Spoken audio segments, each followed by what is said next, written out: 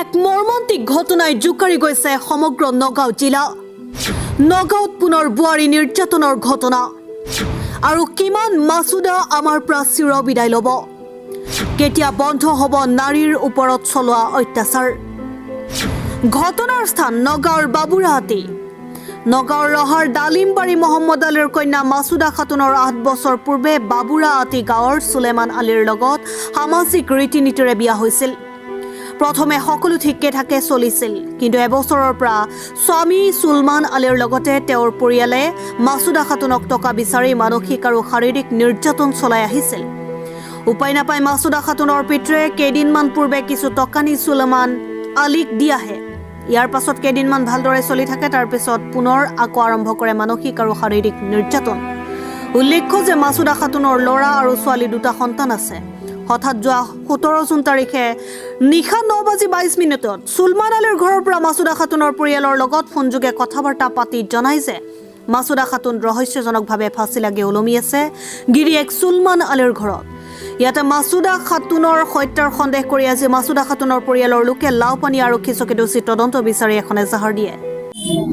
ছোৱালীজনী মোক মাৰি দিলে, ডিঙিত লগাই মাৰি দিলে। বিয়া দিছি পুৰা পদ্ধতি মাৰি থাকে। এবাৰ মানে আনি ঘৰত আনিছো, আকৌ সিহঁতে লৈ গৈছে, নি পেলাই মাৰি থাকে। মোৰ ছোৱালীটো নাম মাছুদা খাতুন। মই বাবুৰাটি বিয়া দিছো, 8 বছৰ হৈছে। সুলমানৰ তাত। কি হ'ল ঘটনাটো? এতিয়া ঘটনা, আমাৰ ছোৱালীটো সদায় সিহঁতে মাৰপিট কৰি থাকে। মই ছোৱালীটো খালি টকা পইচা বিচাৰি থাকে, মই টকা পইচা দি থাকো, মাজে মাজে চাউল কিবা কিবি দি থাকো, দিছি চলাও। এই জয়টো মানে তাক খানা পিনা নিদিয়ে, ভালকে কাপোৰ পুতি নিদিয়ে। মোৰ নাম ছবিকুল ইছলাম। মোৰ ভণ্টিক বিয়া দিছিলোঁ বাবুৰাটি। মোৰ ভণ্টিক হাজবেণ্ডে অত্যাচাৰ কৰে, এনি টাইম মাৰি থাকে, খালি কিবা কিবি কথা লৈ পেলাই বহুত অত্যাচাৰ কৰে। এতিয়া লাষ্ট পৰ্চাত মোৰ ভণ্টিক মাৰি পেলাই দিছে একদম ডাইৰেক্ট। ইমানটো ওচৰত মানুহ মৰে নেকি? মাৰি কিনি চিপ লগাই আকৌ ওপৰত ডিঙিত বান্ধি কিনি আকৌ ৰাখি দিলে, ঠিক আছে। তাৰপিছত যেতিয়া আমি গ'লোঁ, যাই কিনি গাঁৱৰ ৰাইজ মিলি কিনি গ'লোঁ, যাই কিনি চালোঁ, এই বস্তুটো মানে সিহঁতে কৈছে মানে ডিঙিত চিপ লৈছে, তেনেকুৱা লোৱা নাই। তাৰপিছত আমি যাই কিনি যেতিয়া ক'লোঁ, সিহঁতে কৈছে চিপ লৈছে। তাৰপিছত আমি চালোঁ এইটো সিহঁতে নিজে মাৰি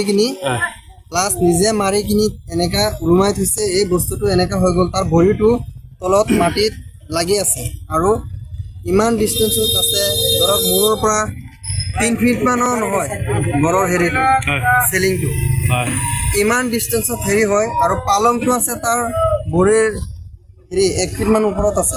সি বাচিব গ'লে, যদি সি চিপ লগাইছে বাচিবলৈ সি চেষ্টা কৰিলে হয়। কথা পতাৰ পিছত তাৰ আধা ঘণ্টা পিছত খবৰ আহিলে ছোৱালীটো মৰা। তাৰপিছত ইয়াৰ পৰা মানুহ গ'ল, প্ৰায় 20-30 জন মানুহ গৈ দেখা পাইছে বস্তুটো। ডিঙিত হেৰি কিবা উৰণি এটা লৈ ফাঁচি লগাই ভৰিটো মাটিত লাগি আছে, তেনেকা ফাঁচি লৈ মানুহ মৰে। আমাৰ এইটো উচিত তদন্ত হ'ব লাগে। নগাঁৱৰ পৰা বিভূতি বৰা ৰিপৰ্ট, সুহানা লাইভ।